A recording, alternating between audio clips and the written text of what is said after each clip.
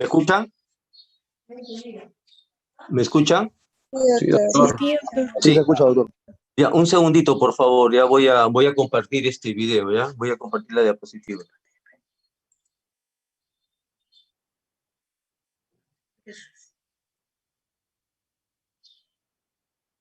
Este, ¿no? Sí.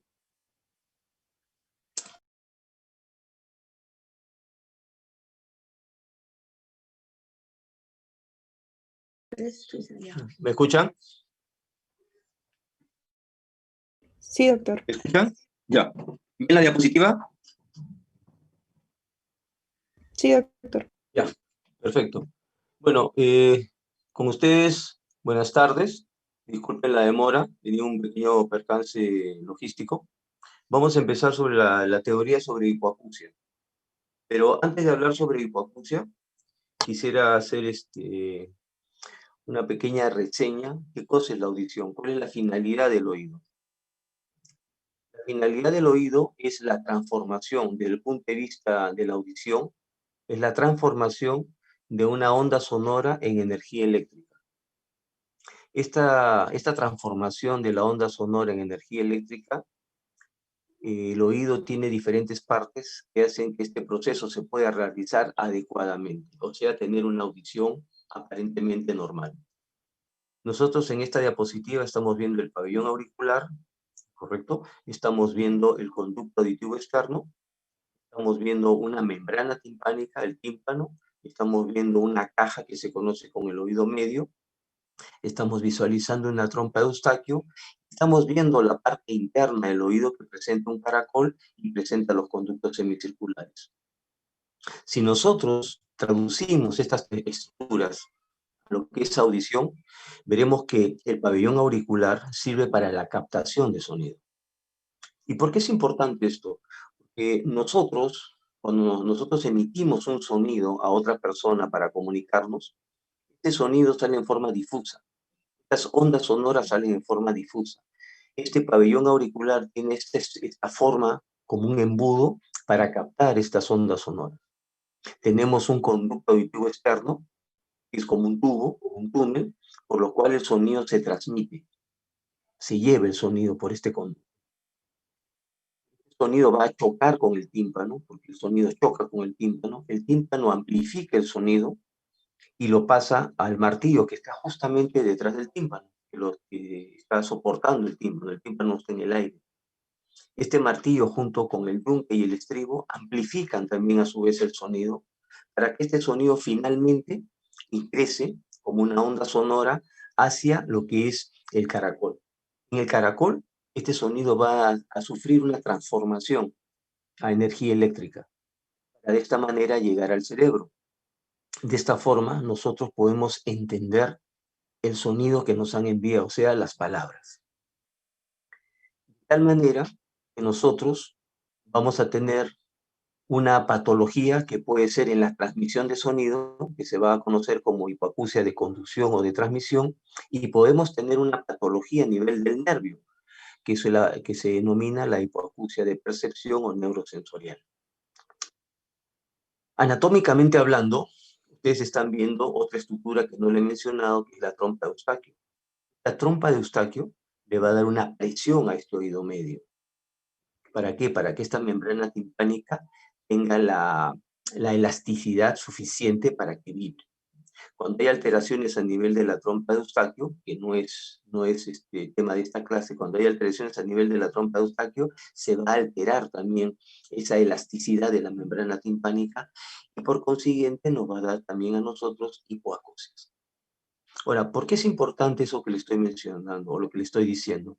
Porque nosotros cuando es una hipoacusia de transmisión, nosotros podemos ayudar al paciente con cirugías, por ejemplo, una perforación timpánica, un conducto estrecho, ausencia de pabellón auricular también nos puede dar una hipoacusia de conducción, problemas a nivel de los huesecillos también, todo esto puede ser quirúrgico.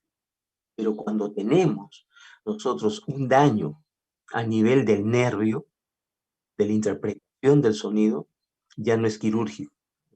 Podemos ayudar al paciente, por ejemplo, con audífonos, podemos ayudar al paciente con implantes. ¿Cuál es la diferencia de estos dos? La diferencia de uno con el otro es la siguiente, de que los pacientes que tienen problemas de interpretación de sonidos, etcétera, son pacientes que han trabajado en ambientes de ruido, pacientes que a través de su vida tienen antecedentes familiares de hipoacusias o de sordera también. Entonces, son personas que le refieren al médico de que, doctor, yo escucho, pero no entiendo lo que dice. O sea, no hay una discriminación. Acuérdense que el oído sirve para discriminar. Por eso que muchas personas mal hacen en decir de que los auriculares que utilizamos en los celulares para escuchar música, conocen como audífono, pero el audífono realmente, un audífono debe ser medicado para que nosotros podamos escuchar. Eso se llama la prueba de logoaudiometría. Nosotros no nos podemos poner un audífono cualquiera para escuchar si es que tenemos problemas severos de audición. Es como, por ejemplo, yo le decía en la mañana al grupo de alumnos, yo puedo regalar mis anteojos a alguno de ustedes, y ustedes tienen que cambiarle la luna, porque la pérdida de la visión es igual en los dos. ¿Qué sucede con los audífonos? Los audífonos hay que graduarlos dependiendo de la pérdida de cada persona. Ahora, obviamente, hay pacientes que nacen sordos, ¿no? Que tienen una sordera de nacimiento, o han perdido la audición pues, por un accidente, ¿no? Por circunstancias X, circunstancias virales también. Entonces, ya son daños pues, irreparables muchas veces, ¿no? Entonces, con esta introducción, nosotros vamos a ver lo que es el tema de las hipoacusias. Entonces, hipoacusia significa una disminución de la audición. Hipoacusia no significa sordera. Nosotros en el devenir del tiempo, en la casa, en los barrios, etcétera, oye, está sordo, decimos, ¿no? Cuando uno escucha abajo dice, oye, está sordo. No es sordera, es una hipoacusia. Pero utilizamos esa terminología. ¿Por qué? Porque muchas veces no sabemos cuál es el verdadero significado.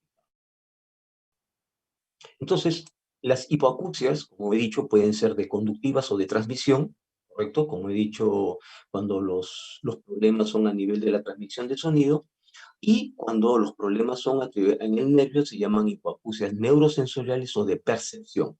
Esas son aquellas hipoacusias en las cuales nosotros no entendemos lo que dice, no percibe adecuadamente. Y también podemos tener, las hipoacusias mixtas. Quiere decir que el paciente puede tener un problema de conducción y un problema de nervio. Este tipo de patología, ¿no? Dentro de las hipoacusias conductivas, yendo de afuera hacia adentro, quiere decir desde la parte externa del oído hacia la parte interna del oído, tenemos las famosas agenesias de los conductos auditivos externos. Son aquellas personas, por ejemplo, que nacen sin pabellón auricular. Me pueden decir, doctor Maquiavelo, pero si una persona nace sin oreja no escucha, que sí que es sordo. No necesariamente. Nosotros, para decir que una persona es sorda, tenemos que demostrarlo de pruebas, una audiometría, que es lo más común, una logoaudiometría, etc. Basta que la persona tenga reserva auditiva para que nosotros podamos plantearle alguna posibilidad de que ese paciente puede escuchar. Tenemos el famoso tapón de volumen, ¿no? Ustedes habrán escuchado hasta la saciedad, que también disminuye la audición. Acuérdense que el oído sirve para amplificar sonido. Nosotros, si no tuviéramos oído, solamente percibiríamos el 0.01% del sonido. Las estructuras del oído hacen de que el sonido se vaya repotenciando, llamémoslo. Con el cerumen nos baja la audición más o menos unos 20 a 25 decibeles. Hablamos de cantidad. Después tenemos los cuerpos extraños también. Nos va a impedir el paso del sonido. Dependiendo del tamaño, será la pérdida. Después tenemos quistes y tumores que también se presentan ¿cómo se llama? En el oído externo. Después, perdón un ratito. Acá tenemos, ¿no? Algunos ejemplos, ¿no? Algunos ejemplos. Acá tenemos, por ejemplo, este niñito que tiene ausencia, ¿no? Ausencia de pabellón auricular, pero no quiere decir que este niño sea sordo, hasta que no demostremos lo contrario. Por eso existen diferentes pruebas, como son los potenciales evocados auditivos, cuando es muy niño. Si el niño no es tan niño, por ejemplo, es un niño de 12, 13, 14 años, que nos puede entender a través del otro oído, podemos hacerle pruebas de audición, etc. O sea, nunca descartar audición en un niño que no tiene pabellón auricular. No hay que adelantarnos a nosotros. Después tenemos, dentro de las hipoacusias conductivas, tenemos las malformaciones congénitas, que pueden ser malformaciones de la cadena osicular, que es las malformaciones de los huesecillos, ¿no? Los huesecillos no han desarrollado adecuadamente a través de los arcos branquiales, que son el primer y segundo arco, que es donde se desarrolla el oído, y estos pueden tener alteraciones congénitas que impiden la adecuada transmisión del sonido. Alteraciones de la membrana timpánica también, alteraciones de la trompa de Eustaquio. La trompa de Eustaquio, aunque ustedes no lo crean, repercute mucho en la audición. Y seguramente a ustedes les ha pasado que cuando han ido de viaje a la altura, por ejemplo, han viajado en un avión, o cuando ha habido cambios de presiones, por ejemplo, aquellos que les gusta hacer bucear. Entonces, estas alteraciones de la trompa de Eustaquio hacen de que el oído se tape y el paciente escucha menos. Es una hipoacusia de emisión, produce hipoacusia de transmisión. Acuérdense que la trompa de Eustaquio da presión al oído medio, da drenaje al oído medio y comunica el oído medio con la nariz. Seguramente se habrán dado cuenta también que cuando están resfriados sienten el oído tapado. ¿Por qué? Porque hay una comunicación. Pues las otitis medias con efusión. El nombre no asuste mucho, son otitis, oído medio, en el cual hay líquido en el oído medio. Entonces, si nosotros tenemos líquido en el oído medio, cuando nos hablan, el tímpano no va a vibrar. Y acuérdense que la función del tímpano es amplificar sonido. Si el tímpano no vibra, no amplifica sonido. Es como si fuera un parlante. Igualito. Ustedes cuando el parlante lo prende, el parlante se mueve, ¿no es cierto? Repercute el sonido. Igualito sucede con el tímpano. Después tenemos las otitis medias agudas, ¿no? Las otitis medias agudas, cuando el tímpano está inflamado, también ocurre eso, no hay movilidad. Las otitis medias crónicas son las famosas perforaciones timpánicas. Si el tímpano está perforado, obviamente no amplifica sonido, o si amplifica muy poco. Es como tener un parlante con un agujero. Los granulomas, que son tumoraciones en el conducto, los tumores, la otoesclerosis. La otoesclerosis significa de que hay un anquilosamiento, ¿no? Anquilosamiento de los huesecillos. Quiere decir que los huesecillos se han fijado, tan duros. Acuérdense que los huesecillos son estructuras articuladas. Al momento de ser articuladas se mueven. Entonces, hay patología como la otoesclerosis, que es predominantemente en mujeres, esta cadena de huesecillos está rígida. Entonces, eso se opera y no hay ningún problema. Al día siguiente el paciente recupera la audición. Los barotraumas realmente son problemas de trompa de Eustaquio, ¿no? Cuando el paciente va a la sierra, el paciente se va en avión, por ejemplo, esa gente que trabaja, que son purser, que son fly hostess, gente que es piloto de avión, sufre mucho de barotraumas. Y los traumatismos. Obviamente el oído no está exento de sufrir traumatismo, ¿no? Cuando hay un accidente automovilístico o una caída en una moto, ahora que hay tantos deliveries que han sufrido accidentes, ocurre mucho hipoacusia de conducción. Tenemos acá un ejemplo, membrana timpánica, ¿ven? Una membrana timpánica inflamada. Entonces, esta membrana timpánica obviamente pues, no puede vibrar cuando recibe sonido. Acá tenemos perforaciones de tímpano, obviamente van a repercutir en la audición. Muchas veces, ustedes de repente, alguien les puede decir, hay perforaciones timpánicas que no se manifiestan con hipoacusia. Sí, efectivamente. Hemos dicho de que el tímpano está apoyado en el mango del martillo, eso lo pueden buscar en cualquier libro de anatomía.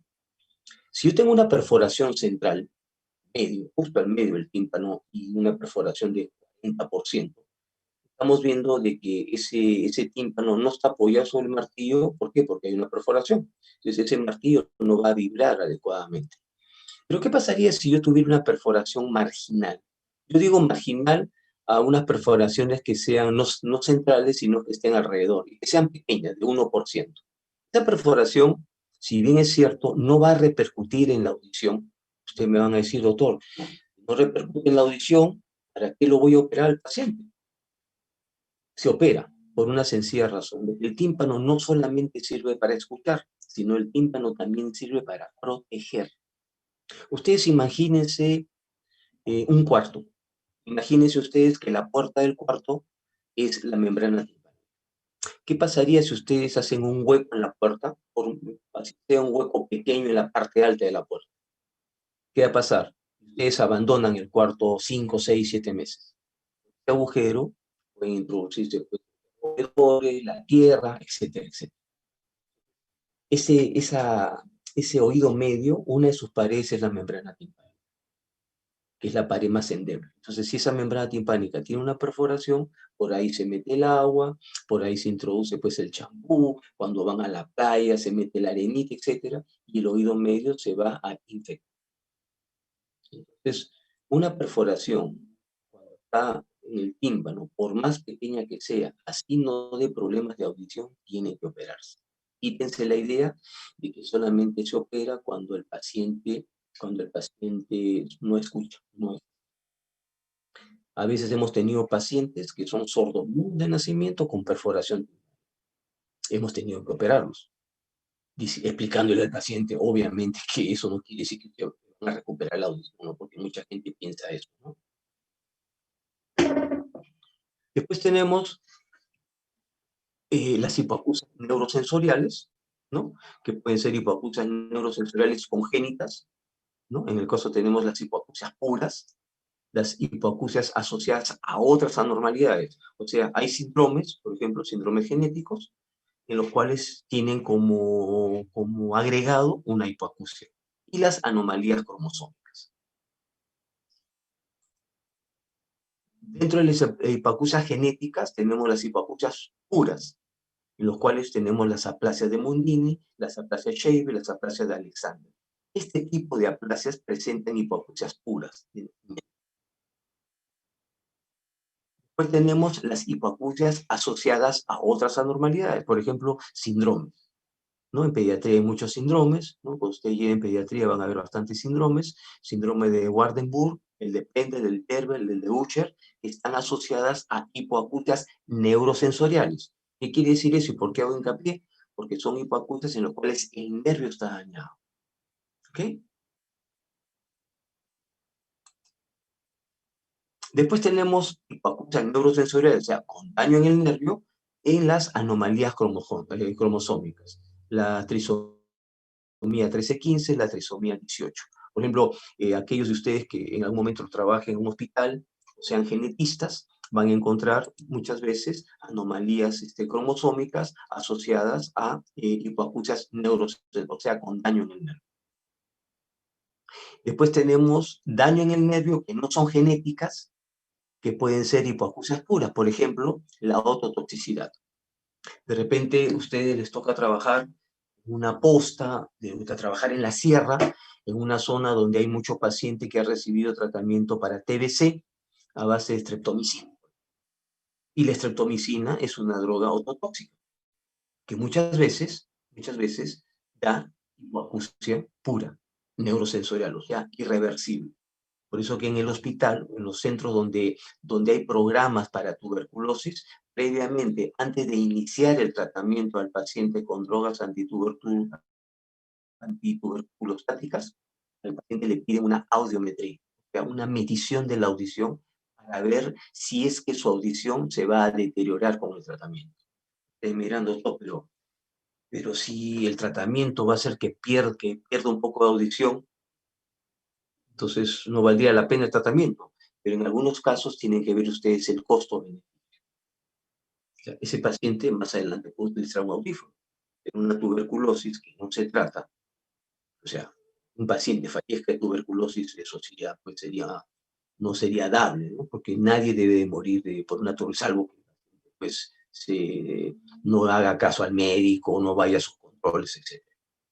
Después, tener mucho ojo, cuando ustedes estén en provincias, es sobre el uso de la gentamicina, de la mitacina, de la canamicina, del Lasix. Tengan mucho cuidado cuando hayan infecciones urinarias, mucho ojo con el Gentalin. ¿Por qué? Porque son drogas ototóxicas.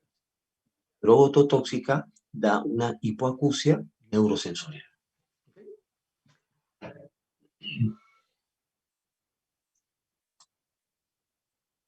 Tenemos las hipoacusias no genéticas, ¿correcto? Asociadas también a otras anormalidades, por ejemplo, a una infección viral, la rubiola, ¿no? La rubiola en la etapa materna también puede dar una hipoacusia, la parotiditis también. Pueden tener un muchacho de 13, 14 años o de 12 años que le ha dado paperas y refiere que no escucha por el lado izquierdo. Generalmente, en algunos casos se presenta hipoacusia neurosensorial unilateral por papera. Las infecciones bacterianas a veces también dan hipoacusias neurosensoriales.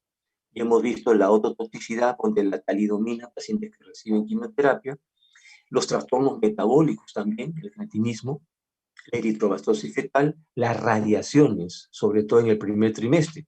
Ojo con aquellos que hagan el serum en provincias, hay algunas damas que no saben que están embarazadas y vienen por tos y de repente ustedes no le hacen la pregunta si están en embarazo, etcétera, y le mandan una radiografía, le solicitan una radiografía de pulmones y justo están en el primer trimestre de embarazo. Pues se dan cuenta cuando pasan ya al momento del parto que es un niño que sale pues con sordera, ¿no? Los niños prematuros en algunos casos también, los traumatismos del parto, muchas veces cuando son partos naturales, no son cesáreas, hay anoxia que también influye mucho en la audición.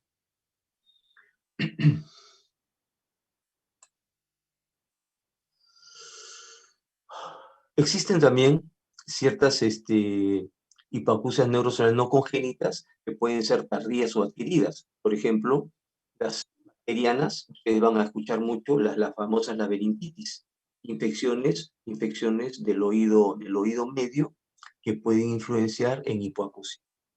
La presbiacusia, la ototoxicidad ya hemos mencionado. La presbiacusia, ¿qué cosa viene a hacer? La presbiacusia viene a ser aquellas personas de edad que poco a poco van perdiendo la audición, ¿no? Son pacientes que dicen de que han estado escuchando muy bien, pero en los últimos años notan de que cuando van a una reunión escuchan, pero no entienden lo que hablan. Tenemos las hipoacusias inducidas por ruido, que son los traumas acústicos, aquellas personas que trabajan en ambiente de ruido, ¿no? Durante muchos años, 14, 15 años, en una metalúrgica, en textiles, etcétera, que no se ponen protectores, ¿no?, auditivos, y terminan estos pacientes con daño a nivel del nervio auditivo. Tenemos también, ¿no?, la sordera súbita, que fue el caso de la mañana, la enfermedad de Meniere, también que es una hipoacusia neurosensorial, la esclerosis múltiple, tumores periféricos, tumores ópticos, los traumatismos, sobre todo los traumatismos craneanos, los traumatismos temporales que son verticales, ¿no? Generalmente producen esto. Entonces, ustedes están viendo que existe una variedad de patologías congénitas, no congénitas, adquiridas, etcétera, que no van a producir hipoacusia. Por eso que es muy importante el interrogatorio o la historia clínica, como ustedes le llamen, cuando llega un paciente que refiere que tiene pérdida de la audición. No sordera, solamente dice, doctor, noto que no escucho bien. Puede ser una cosa sencilla, como un cerumen, una exostosis, algo que impide el paso de sonido, pero también puede ser algo un poquito más complicado. El interrogatorio es muy importante. En cuanto a las hipoacusias en niños, existen los factores de alto riesgo. Por ejemplo, una historia familiar de hipoacusia, ¿no? Por ejemplo, padre, papá, mamá, que son sordos de nacimiento y tienen un niño, o sea, el riesgo de que este niño salga con problemas de hipoacusia neurosensorial son altos, ¿no? Por ejemplo, infecciones congénitas, ¿no?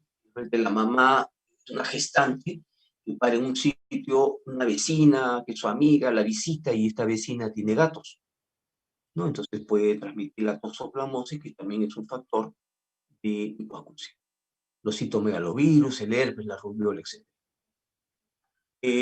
Malformaciones anatómicas de cabeza y cuello, obviamente, ¿no?, que influyen mucho en el desarrollo del nervio auditivo. La hiperbilirubinemia, ¿no?, también también es un factor de alto, ¿no? Obviamente cuando ustedes estén rotando en pediatría, en la parte de neonatología seguramente van a ser guardias y van a ver muchos niños, van a ver nacidos con hiperbilirrubinemia, entonces ese es un factor de alto riesgo que el paciente tenga problemas de audición. Entonces, las hipoacusias en niños pueden ser prenatales, neonatales y postnatales, ¿no? Acá tenemos las neonatales, las etiologías son asfixias, ictericia, prematuros, traumatismos obstétricos, como hemos estado mencionando. Tenemos las genéticas, las hipoacusias puras, hipoacusia asociada a otras malformaciones, las infecciosas hemos visto, las ototóxicas como son los aminoglucósidos. ¿Por qué? Porque estos aminoglucósidos van a atravesar la barrera placentaria. En el momento que atraviesa la barrera placentaria, estamos creando un factor de riesgo para, para la gestación. Los postnatales son, ¿no?, la meningitis, parotiditis, laberintitis, sarampión, etc., los ototóxicos.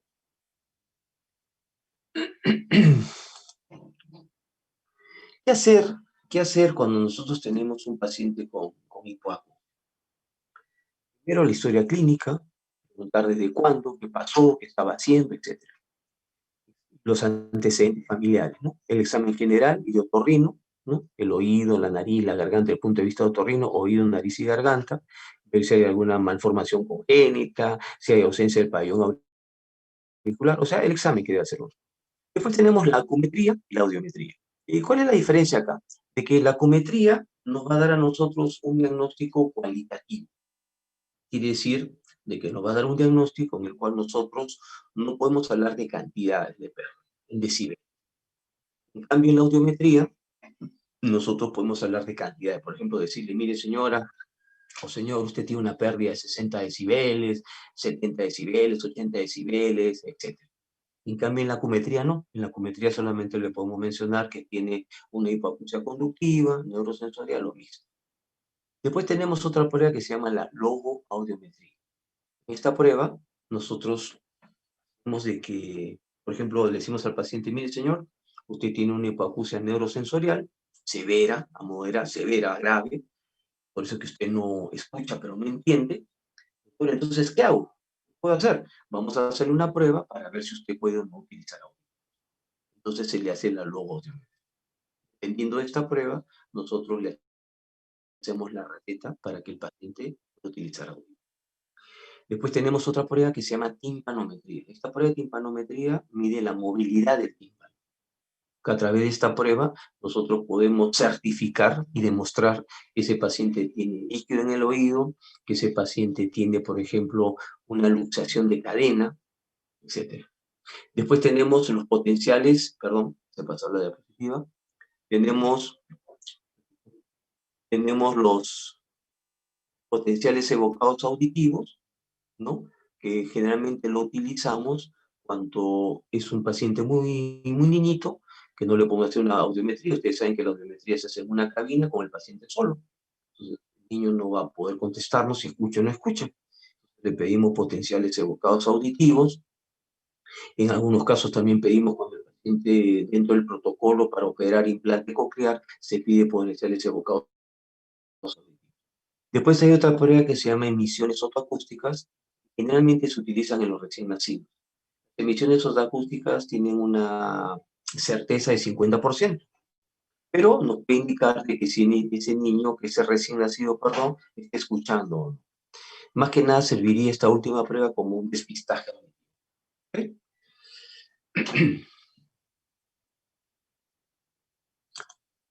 Este es un examen, este es el otoscopio, ¿no? Está la doctora acá, está examinando a un niño, está examinando el oído izquierdo. Acá ya es un adulto, ¿no? Le está haciendo que se tape la nariz y puje para ver el movimiento de Valsalva.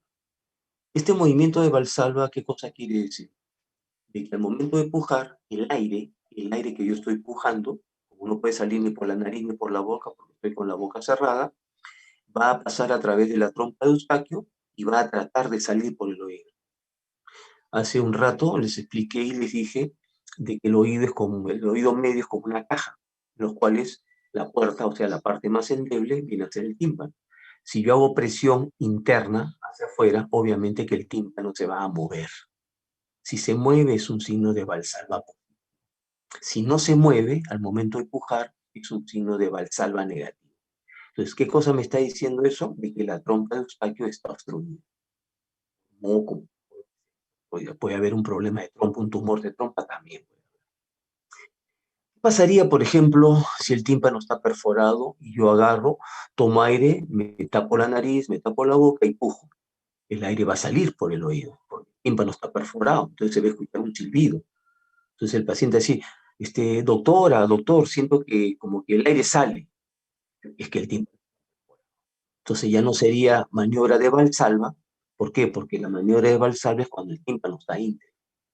Y ya se pondría trompa permeable. ¿Por qué? Porque el aire está saliendo. Quiere decir que el aire está pasando por la trompa, está llegando al oído medio y está saliendo.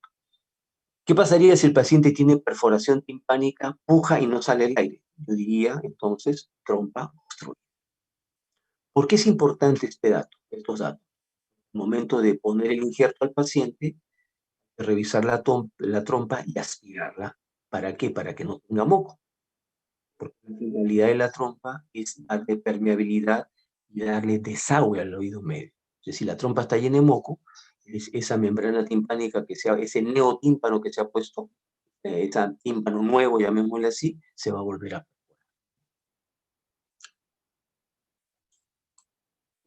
Otro examen ya con un microscopio, ¿no? Alguien no tiene otoscopio en ese momento y tiene un microscopio, pone la luz, pone un conito y le examina el oído. ¿Ok?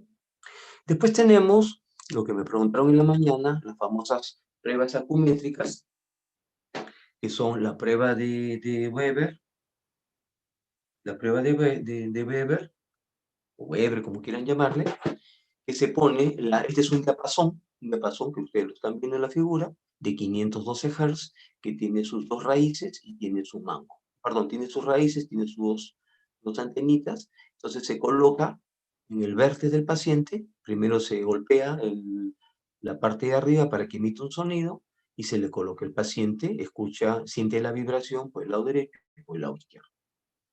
Tenemos la prueba de Riné, en el cual, por ejemplo, al paciente se vibra el diapasón, se le coloca el diapasón adelante, se saldría adelante en la figura que está encima, y en la figura que está más abajo se le coloca la raíz en la mastoides.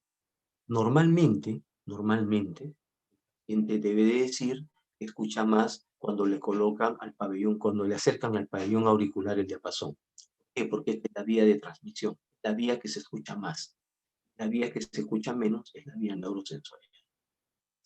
Y la prueba de Schwarz viene a ser una prueba en la cual al paciente se le coloca el diapasón de frente en la parte posterior de la oreja, como se está viendo acá en la figura que está más abajito, y se le dice cuántos segundos se escucha, siente el sonido ahí, o la vibración.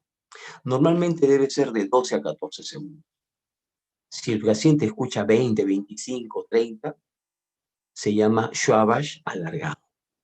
Si el paciente escucha menos de 14, 10, 8, 7, Schwarz acortado. Si el paciente no escucha nada, se pone Schwarz nulo.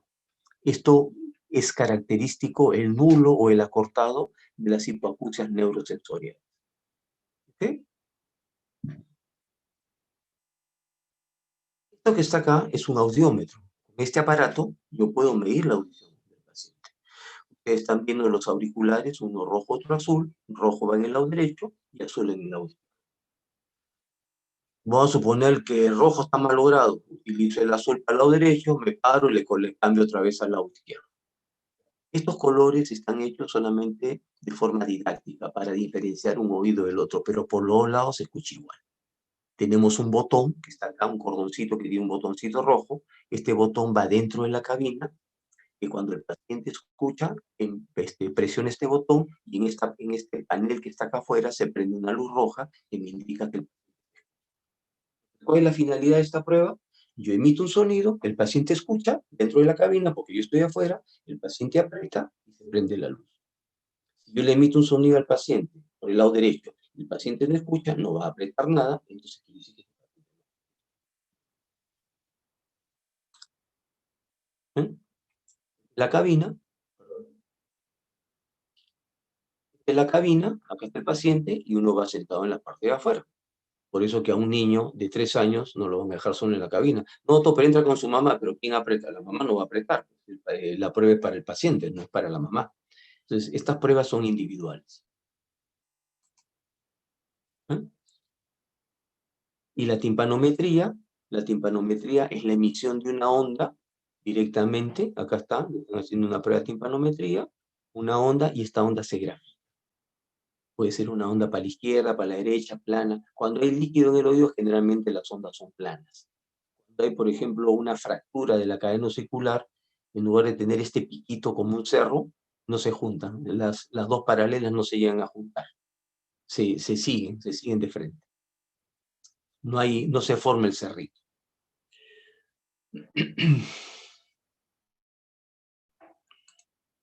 Después tenemos los famosos potenciales evocados auditivos, con pruebas eléctricas, ¿correcto? ¿No? Que marca ondas, la onda 5 es la onda principal, manda la 1, la 2, la 3, la 4.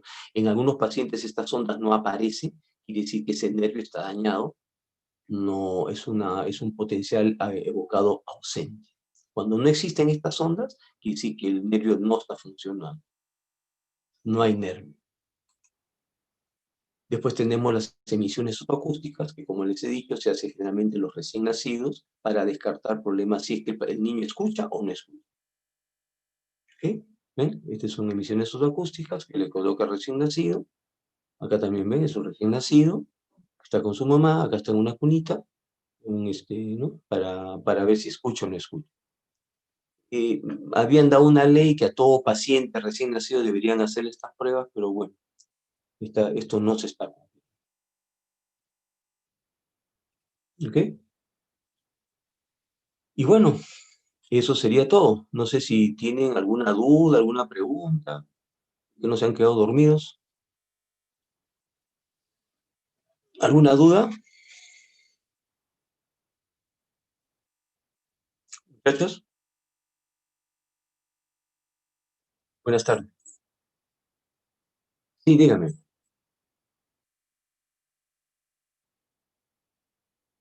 Ya.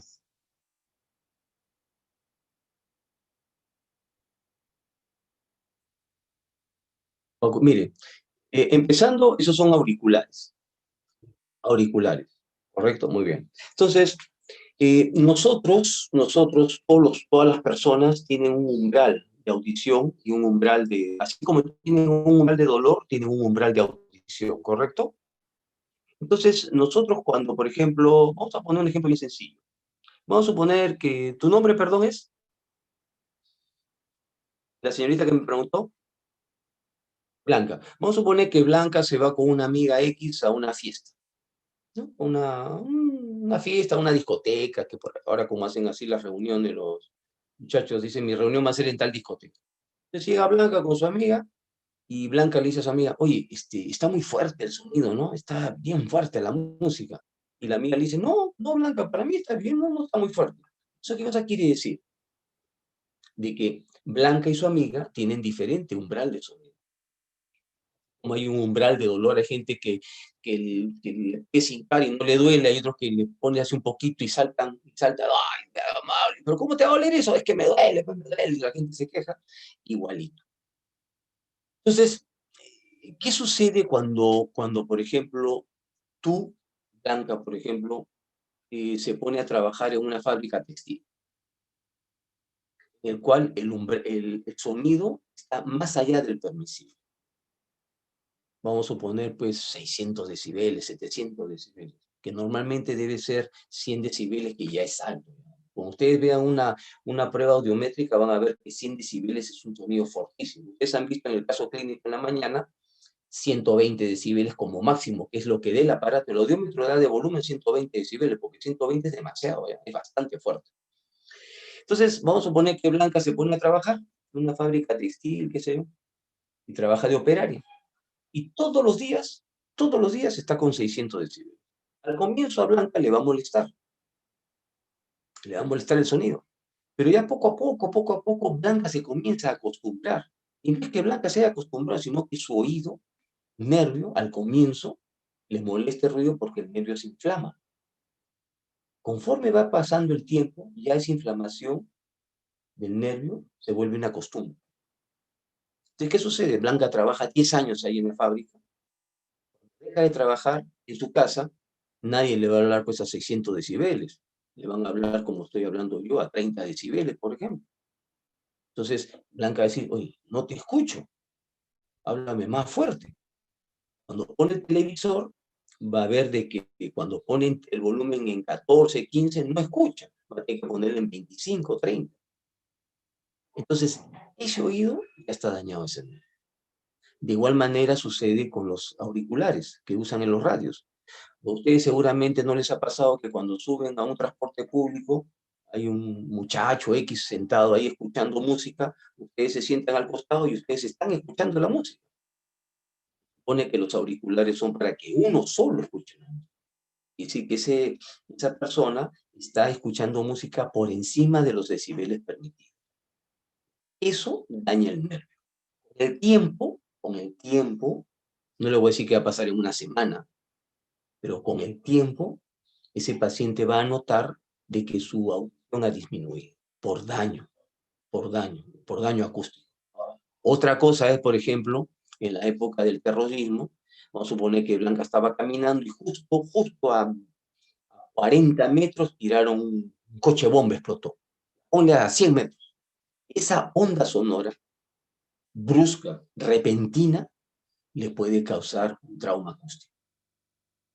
Acuérdense que el oído tiene amortiguadores de sonido, que te va avisando. Por eso cuando tú vas a un sitio, a una reunión, por ejemplo, a un matrimonio, y a veces ponen los audífonos y a veces no, como que están graduando, suena como un sonido estridente, y usted dice, ay, cómo me duele el oído. ¿Por qué? Porque el oído no ha tenido tiempo de amortiguar el sonido.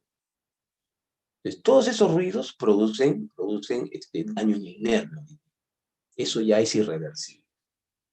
Ahora, todo depende del tiempo, un ambiente de ruido, todo depende de cómo ustedes utilicen los auriculares, ¿no? Por ejemplo, esa gente que trabaja en discotecas, los mozos, por ejemplo, trabajan en una discoteca. Ellos se están exponiendo. ¿Por qué? Porque la discoteca tiene un ruido alto. Entonces ellos deben trabajar pues, con auditivos, amortiguar el sonido. No les daña el nervio.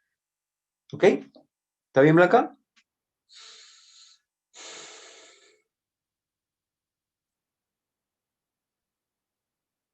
Efectivamente, efectivamente.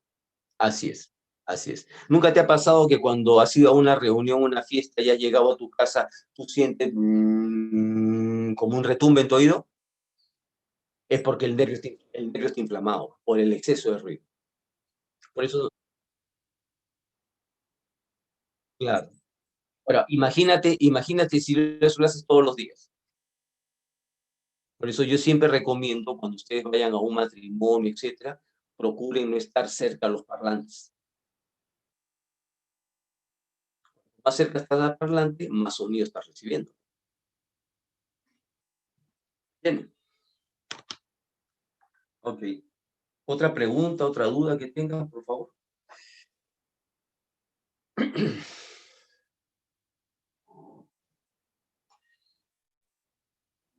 ¿Alguna duda, muchachos? ¿Otra pregunta? Doctor, ¿me llega a escuchar? Sí, te escucho. ¿Tu nombre, perdón? Camila. Camila. A ver, Camila, dime. Sí, me gustaría saber un poco más sobre la hipoacusia por barotrauma. No sé si es temporal o es permanente y cómo se suele tratar. Ya, empezando, el barotrauma, como su nombre lo dice, es un traumatismo por cambio de presión, ¿correcto? Entonces, vamos a suponer que Camila se va al Cusco y lo primero que le va a pasar a Camila es que se le tapen los oídos, ¿correcto, Camila? ¿Es así? Sí, doctor. Y eso es un barotrauma. O sea, ahí no estamos hablando de hipoacusia, estamos hablando de barotrauma. Entonces, se está originando un barotrauma. Entonces, la pregunta es, ¿por qué se origina el barotrauma? ¿Correcto? Sí. Entonces, Sí, la Este sordera. barotrauma se ha originado por el cambio de presiones. ¿Y qué cosa está originando en mi oído? Está originando que la trompa de Eustaquio cierre. Acuérdense que la trompa de Eustaquio, vamos a ver acá, le voy a poner el dibujito, para que se ubique un poco mejor, entiendan quizás.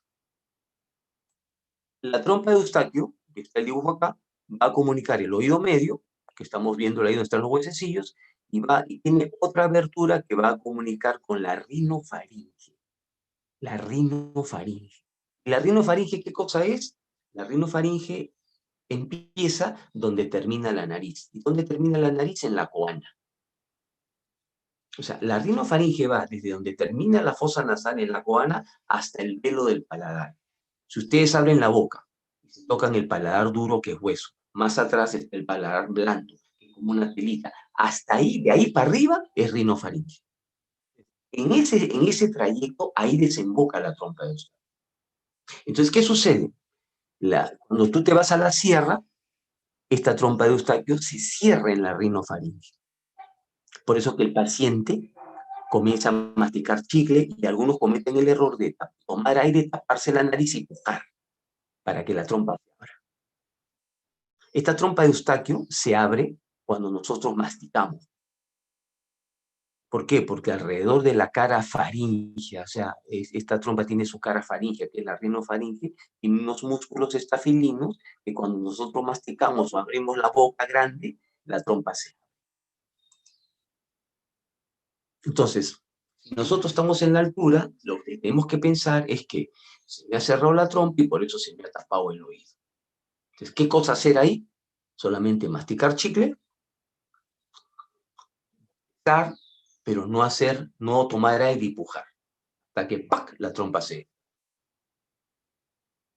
O sea, el barotrauma no es una patología que va de afuera hacia adentro, sino es de adentro hacia afuera. Tú te puedes hacer un lavado de oídos si quieres, que va a ser por gusto, y eso no lo vas a estar. ¿Por qué? Porque el problema es el Eustaquio.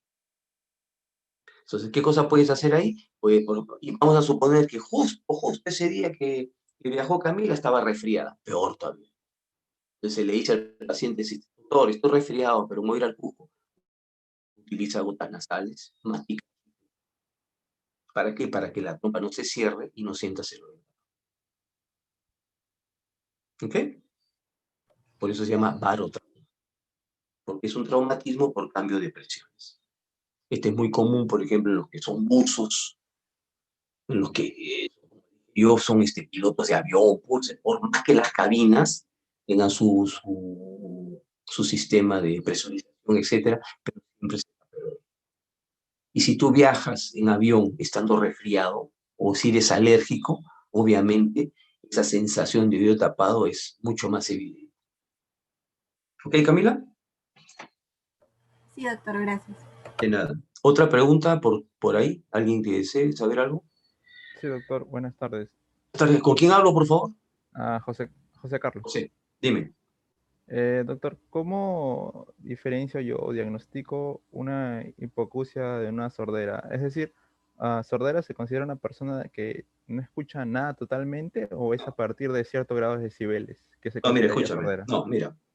Es imposible que tú hablando con una persona puedas, o examinando el oído, puedas decir que es sordo, o que no es sordo. Porque cuando empecé mi exposición al comienzo, les dije de que ustedes se pueden encontrar con niños que no tienen pabellón auricular, que teóricamente no escuchan. Porque si tú a un niño que no tiene pabellón auricular, tú le hablas en 30 decibeles, no te va a escuchar, obviamente. Pero de repente ese niño, si tú le haces una audiometría y le pones 100 decibeles, el niño escucha. Eso tiene reserva auditiva. Por más que sean 100 decibeles, por más que sean 120 decibeles, tiene reserva auditiva. Quiere decir que ese nervio todavía se puede utilizar. Por eso que nosotros cuando recomendamos un audífono, que nosotros mismos le hacemos la prueba, al momento de hacer la prueba del audífono, tenemos que ver qué porcentaje el paciente me puede repetir las preguntas, las frases, las palabras que yo le digo. Una cosa es la audiometría. La audiometría me dice si es una hipoacusia neurosensorial, conductiva o mixta. Dentro de la neurosensorial puede ser una neurosensorial profunda, o leve, o moderada. La conductiva igualita. Pero si yo le quiero a ese paciente recetar audífonos, tengo que hacerle otra prueba que se llama logoaudiometría. En esta prueba, yo primero lo que tengo que hacer es, con el aparato, el audiómetro, yo al paciente le busco el confort. ¿Qué quiere decir eso? Le coloco al paciente los auriculares, primero le digo, señor, le voy a examinar el lado derecho, y le comienzo a hablar al paciente, vamos a suponer en 70 decibeles. Le digo, ¿tu nombre cuál es? José, ¿no? ¿José? Sí, doctor. Ya, le digo, José, ¿me escuchas? No, no le escucho, le escucho, pero muy bajito, me respondes tú, ¿no? Dentro de la cabina, porque la cabina tiene un micrófono que yo también te puedo escuchar afuera. Entonces te subo el volumen. Ahí, José, sí, doctor, ahí sí lo escucho. ¿Te gustaría escuchar así o un poquito más al no, doctor? Ahí está perfecto, así me gustaría escuchar por el lado derecho. Yo le pongo, José tiene un confort de 70 decibeles. ¿Qué cosa quiere decir esto? De que José le gustaría entablar una conversación para escuchar a 70 decibeles. O sea, que la persona le habla a 70 decibeles, él estaría feliz escuchando. ¿Okay? Después le digo, José, ahora yo te voy a subir el volumen a propósito y tú me vas a decir hasta qué volumen tú puedes soportar mi voz. O sea, el umbral. Yo le subo a José, por ejemplo, a 100 decibeles. José me dice, no, doctor, muy fuerte, mucho, doctor, baja un poquito. En 90, doctor, está fuerte, pero lo tolero. Entonces yo le pongo, José tiene un umbral de audición en el oído derecho de 90 decibeles. Muy bien. Después le digo, José, ahora yo te voy a bajar el volumen a propósito y te voy a hablar. Y tú lo que me entiendas me respondes. Muy bien. Entonces yo agarro, le pongo 70 y le digo, ¿cómo te llamas? Me llamo José. Le pongo 60. ¿Cómo te llamas? Y le digo, ¿cuántos años tienes? Entonces José me dice, doctor, lo escucho bajito, pero lo entiendo, contéstame. Tengo 24 años. Le bajo más el volumen. José, ¿cómo se llaman tus padres? Doctor, lo escucho a lo lejos, pero le entiendo. Respóndeme. Se llama José. Pues le bajo 10 decibeles más y me dice, doctor, ya no le entiendo. No, doctor, lo escucho, pero no entiendo nada de lo que usted me dice. Quiere decir que la captación de ese oído derecho es de 30 decibeles, por decir. Entonces tenemos confort, tenemos el umbral de disconfort y tenemos captación. Tenemos esos 3 datos importantísimos. Con esos 3 datos se va a graduar posiblemente el audífono. ¿Correcto? Muy bien. Después agarramos y le digo, mira, José, ahora yo te voy a colocar, me pongo otra vez en 70, y le digo, José, ¿qué tal me escuchas? Sí, ahí está perfecto, ahí está perfecto. Le digo, José, ahora yo te voy a decir palabras. Son palabras preestablecidas, ¿no? Sílabas. Voy a decir, y tú yo por ejemplo te digo gato, tú me dices gato. Digo loro, tú me dices loro. ¿Muy bien? Entonces empiezo. Y le digo, José, ponte Thor. José me dice Lord, porque no me dijo todo. Después yo le digo sal. José me dice sal. Y entonces yo voy marcando las que me dice bien y las que me dicen mal, ¿no? Entonces, una vez que termino de dictarle las palabras, que son cerca de 25 palabras, cada uno tiene un porcentaje, que es igual. Si José me ha respondido, por ejemplo, solamente el 30% de palabras bien respondidas, o sea, me ha repetido bien la palabra, José no puede utilizar audio. Pero si José me ha respondido bien el 70%, 60%, puede utilizar audio. Entonces usted mirando tú, pero ¿por qué es así? Porque para el uso de audífono, el mínimo que el paciente puede tener de porcentaje de repetición de palabras bien es el 50%. ¿Qué pasa si yo a José le digo, doctor, no, yo quiero mi audífono? Hazte tu audífono. Le mando los datos que hemos conseguido al comienzo y José se hace su audífono. A la semana José viene y se queja, doctor, este audífono no sirve para nada, solamente escucho bulla. ¿Por qué? Porque José tiene un audífono que está funcionando como un parlante, porque José no puede utilizar audífono. A eso quería llegar.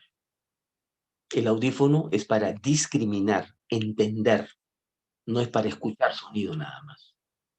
Para escuchar sonido mejor me pongo cualquier auricular que venden ahí en, ¿cómo se llama? En polvos azules, qué sé yo. Esa es la diferencia. Esa es la gran diferencia. Del audífono, por eso cuando José me preguntó sobre la sordera, es cuando tú la demuestras con una audiometría. Si tú ves que en 120 decibeles es el máximo sonido que tiene el audiómetro, frecuencias, el paciente no te marca el botón y se prende la luz, y sí que el paciente no está escuchando nada. Ese paciente se cataloga como una anacusia, sordera. Pero eso yo lo tengo que demostrar. O sea, yo no puedo demostrarle a un paciente que es sordo, decirle, usted es sordo, pues solamente examinándole el oído. O que el paciente me dice, doctor, cuando usted me habla no lo escucho. Yo tengo que demostrárselo con una audiometría. O sea, para fines legales tiene que ser una audiometría. ¿Ok, José? Sí, doctor, muchas gracias. Si un paciente te dice que no escucha, tú le dices hipoacusia, le pones tu hipoacusia. Tú no puedes poner sordera, tú no puedes poner historia. Paciente con sordera, ¿no? Paciente refiere hipoacusia. Posiblemente grave, pero no puedes ponerle sordera. Oiga, doctor, disculpe, ¿y usted cómo sabe que está sordo? ¿Le ha hecho pruebas de audición? No. Entonces, ¿ok? Acuérdense que todo hay que demostrar. ¿Otra pregunta? Sí, buenas tardes, doctor. ¿Sí? ¿Con quién hablo? Helen, ¿Perdón? Helen, ¿me escucha? Helen, sí. No, no te entendí el nombre. Helen, dime Helen. ¿Qué pasa si tenemos un paciente con atresia del pabellón auricular unilateral y todavía tiene reserva auditiva del nervio y esperamos mucho tiempo para operarlo? ¿Eso tiene alguna consecuencia? O sea, No, hay un... generalmente, acuérdate que antiguamente se operaban cuando eran niños, pero Ujú, nos dimos cuenta de que mejor es que desarrolle el oído. Ahora, vamos a suponer que el paciente tiene una genesia, una atresia de conducto, etc. Yo le hago la audiometría y me sale hipoacusia neurosensorial. ¿Correcto? ¿Estamos? sí, ¿Está bien, doctor. Helen? Me Sí. sale hipoacusia neurosensorial. O sea, que ese paciente tiene daño en el nervio. Ujú, Si tiene daño en el nervio, ¿tú puedes mejorar eso colocándole tímpano o huesecillos? no, ¿Puedes mejorarlo o no? no. No, ¿no es cierto? Muy bien. Entonces, ¿qué cosa haría yo? Yo si tengo un paciente así, le hago la audiometría primero, me sale hipoacusia neurosensorial y le hago una logoaudiometría. ¿Por qué? Porque la logoaudiometría es para usar audífono. ¿Y quiénes reciben audífono? Los pacientes que tienen hipoacusia neurosensorial. Vamos a suponer que la persona que le hago la logoaudiometría, le hago la prueba para audífono y efectivamente el paciente dice, doctor, escucho. Y me responde muy bien y responde el 60% de palabras. Digo, este paciente es para usar audífono. Pero el paciente, más allá de la pérdida auditiva, ¿qué cosa le molesta más? No tener el pabellón auricular, ¿no es cierto? Claro, perfecto. Porque se tapan con su pelo, etc. Entonces, ¿qué cosa hago? Hablo con un cirujano plástico y le digo que por favor le haga un pabellón auricular. Y actualmente los cirujanos plásticos están haciendo pabellones auriculares bien bonitos. Entonces, hacen su pabellón auricular, ¿no? Como ahí, como que tiene todo el conducto, y después le coloco su audífono. Y se acabó el problema. ¿Está bien o no? Sí, doctor. Ahora, ¿qué pasaría, por ejemplo, si ese paciente tiene una hipoacusia conductiva? Entonces tú dices, no, el nervio está bien, el problema es la conducción de sonido. Le digo, mire señora, yo le puedo plantear lo siguiente. ¿Qué cosa, doctor? Hacerle el conducto. Una operación que dura como 6 horas. Hacerle el conducto, primero le saco una tomografía. Le digo, mire señora, tomográficamente hablando, su hijo de 14 años no tiene conducto, pero tiene oído medio. ¿Qué significa eso, doctor? Que nosotros le hacemos el conducto, le ponemos su injerto, le ponemos su pabellón y se acabó el problema. Uy, doctor, pero mucha operación. Bueno, si usted quiere entonces, le ponemos su pabellón y le colocamos su audífono. Que esta es una buena. Porque cuando haces el conducto hay que estar haciendo curaciones, a veces el paciente se infecta, etc. O sea, se puede hacer muchas cosas, siempre y cuando ese paciente tenga reserva auditiva. Ahora, si el paciente no tiene reserva auditiva, el paciente dice, bueno, ¿sabe qué, señor? Doctor, mi hijo escucha. No, señor, no escucha nada. Doctor, entonces, pero así, mire, ¿qué se puede hacer? Mire, señora, yo simplemente le mandaría al cirujano plástico para que le haga su pabellón auricular. ¿Se acabó? ¿Por qué? Porque a veces no tener pabellón auricular al niño lo acompleja, y entonces ustedes saben que los niños son peores que un adulto. Entonces a veces cuando es una niñita que no tiene pabellón, se tapa la cara, se pone el pelito encima, si le hacen un pabellón auricular, que va a su vida normal. No escuchará por ese lado, pero escucha por el otro. ¿Me entienden? Sí, doctor, entonces si tuviera reserva del nervio todavía y, Yo le lo, aconsejaría eso. y espero operarlo a, no sé, a los 40 años por alguna No, razón. no tanto, pues, si vas a estar 40 años así, mejor ya no me opero, pues. La pregunta era, ¿todavía se puede recuperar si es que yo espero tanto tiempo la audición? No, pues sí, escucha, pero es que tú tienes que hacerle la audiometría. Una cosa es hacer la audiometría a los 12 años, otra cosa es hacer otra audiometría a los 40 años. El nervio también se puede haber deteriorado. De repente Claro. le ha dado parotiditis, una virosis, qué sé yo. O sea, tú para recetar un audífono tienes que tener pruebas actualizadas. Ponte, vamos a suponerlo, en el hospital, viene un paciente y me dice, doctor Maquiavelo, traigo mi audiometría de hace un año. No vale. Mi logo de un año, no vale. Hay que volver a hacer todo. ¿Pero por qué todo? Porque esto puede haber variado. Acuérdate que el nervio se deteriora por el Claro. tiempo. Entonces hay que hacer una prueba actualizada. Lo que pasa es que yo tengo un conocido que justamente tiene atresia y nunca se ha hecho la prueba y tiene como 40 años.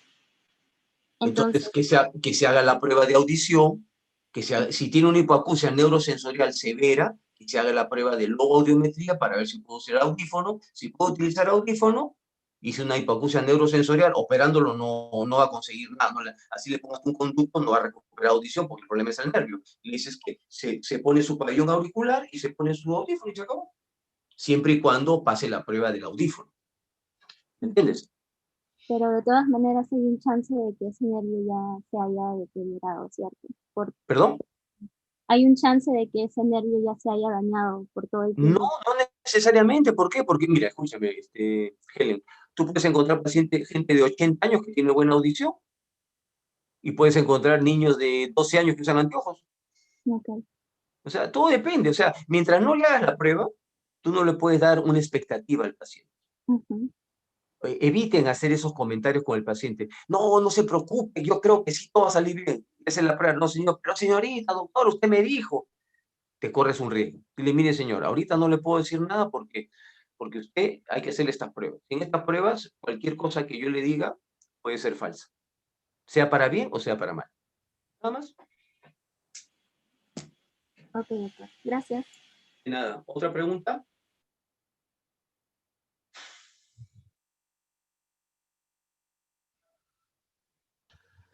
Doctor, yo tengo una consultita.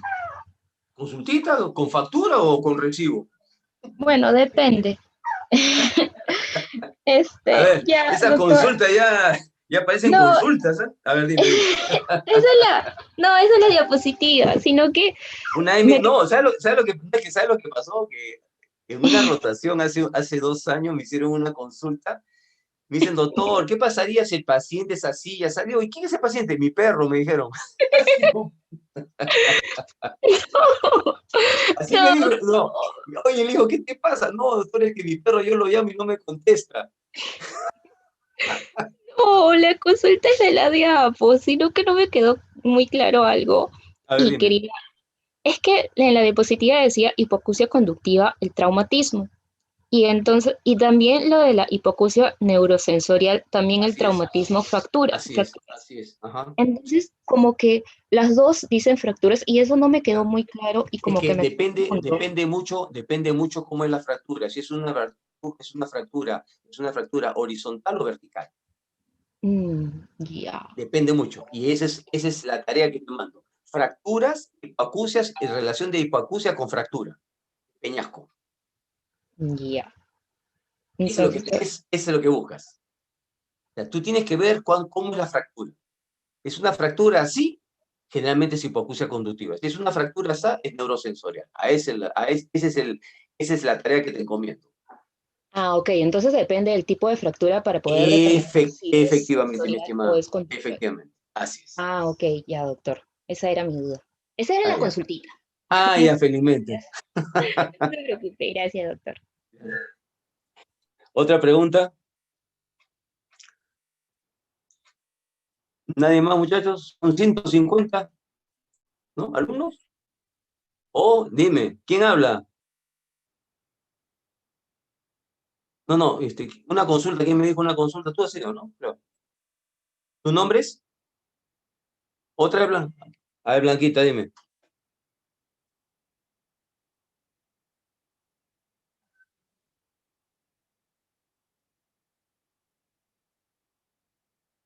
No, tienes que hacer un control audiométrico y tienes que explicarle al paciente, pues. Ahí tienes que ver, es que tienes que... No, escúchame, pues, mira. En medicina tienes que ver el costo-beneficio. El costo-beneficio. En algunas situaciones tú dices, ¿qué hago? ¿Qué hago?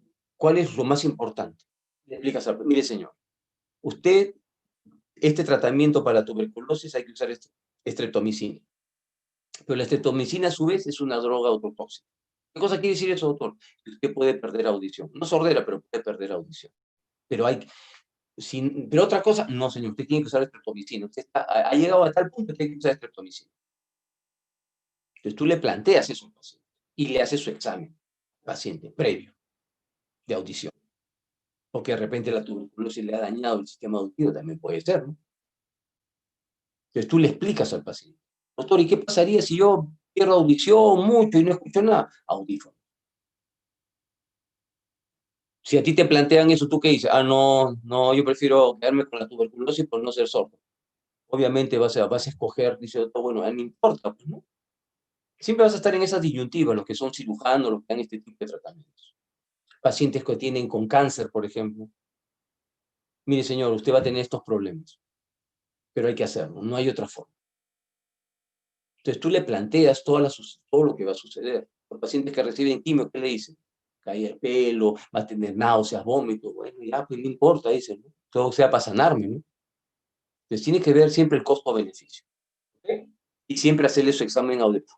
Todo paciente que tú sabes que va a recibir tratamiento para tuberculosis, o va a recibir tratamiento, o decirle, mire, señor, dígale a su médico que no use el Gentalin. ¿Pero por qué, doctor? Han dicho que es infección. Sí, pero dígale a su médico que también puede darle pérdida auditiva.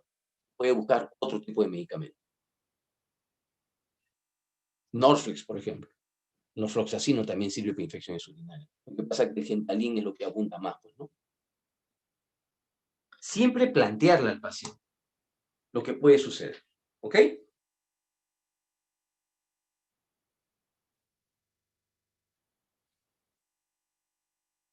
Sí.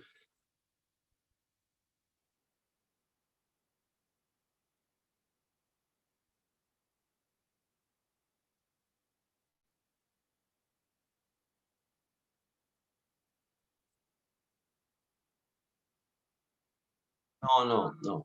El tímpano que está roto no sirve. Te ponen un injerto, otro tímpano. Ese injerto se saca de la fascia del temporal. Del hueso temporal, del músculo temporal, de la fascia se saca.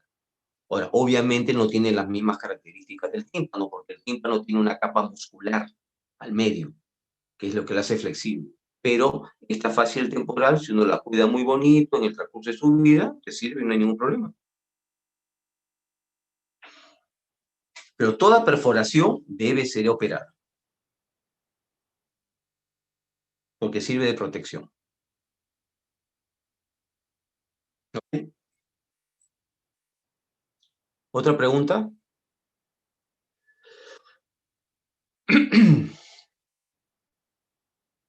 ¿No hay más preguntas? Entonces, ¿nos podemos retirar? ¿Sí? Sí, doctor, gracias. No, gracias a ustedes por haberme tolerado justo esta hora que están con todo el apetito. Así es que cualquier cosa, por favor, tienen mi teléfono, me pueden llamar, cualquier consulta, una orientación, ¿ya? Y los que deseen pueden buscarme en el Hospital Almenara, que termine la pandemia, y no hay ningún problema. ¿Ok? Gracias. Gracias, doctor. Tengan buen provecho. Nos vemos, suerte.